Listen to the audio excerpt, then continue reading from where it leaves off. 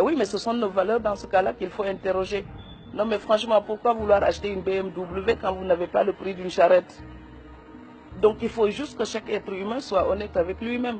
Pourquoi vouloir faire un baptême à 5 millions, un mariage à 20 millions, quand on n'a pas assez d'argent pour ça? Donc le m'as-tu vu ngistal? Donc quand tu vas déjà condamner le ngistal, pourquoi continuer avec la protection des apparences comme ça, où les gens sont prêts à sacrifier leur vie pour être bien vus dans la société? Qu'est-ce qui est plus important? Vivre en paix avec soi-même ou être apprécié par des gens qui ignorent votre détresse intime? Vous savez? Mais vous savez, le sutura là, c'est le nid de l'hypocrisie aussi. Le fameux sutura fait que quelqu'un devient truand, prend l'argent des gens et puis sauve les apparences. Et on va dire, ah, ni mo baaxe, dafa tabe, ni mo baaxe, dafa tabe. Et puis un jour, il va en prison parce que détournement de fonds. Et les mêmes qui disaient, ni mo baaxe, dafa tabe, ye doomu diw ba de mom dafa dem kaso. Mais lu ko yóbbu kaso mooy la mu leen daan jox. La solidarité africaine, elle est belle, elle est magnifique. Mais quand elle est dévoyée, elle détruit les gens.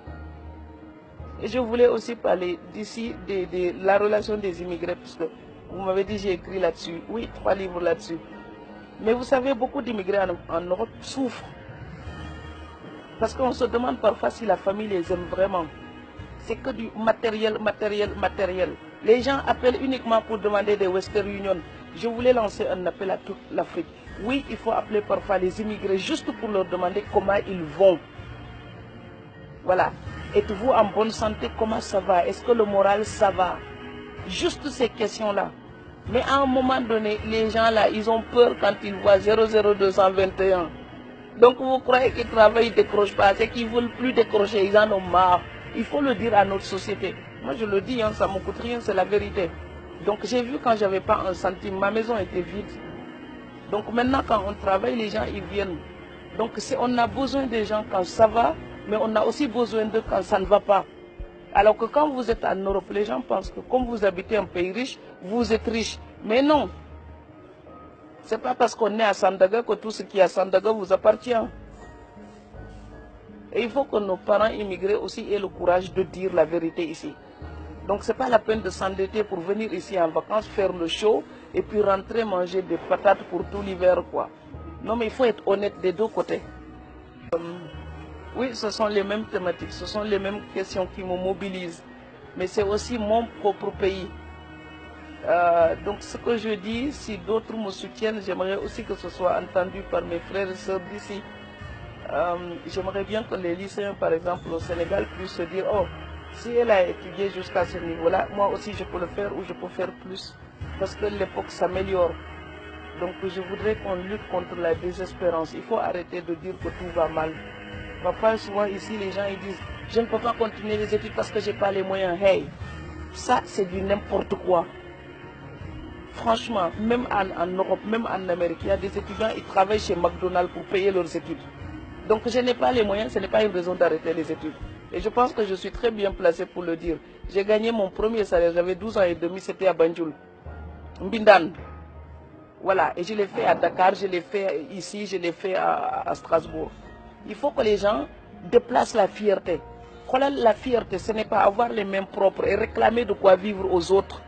La fierté, c'est transpirer pour faire fleurir sa propre vie. Et au Sénégal, on a parfois des fiertés mal placées. Donc, je suis désolée de dire ça. Ils vont peut-être m'insulter, mais je suis sénégalaise aussi et je peux le dire. Le travail rend les gens plus propres et plus dignes.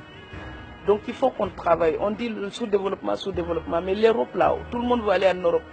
Après la guerre, c'était un tas de pierres. Il y a même des gens, ils avaient tellement faim qu'ils mangeaient des rats. Et aujourd'hui, quand on les regarde, ces pays-là, on a envie d'y aller.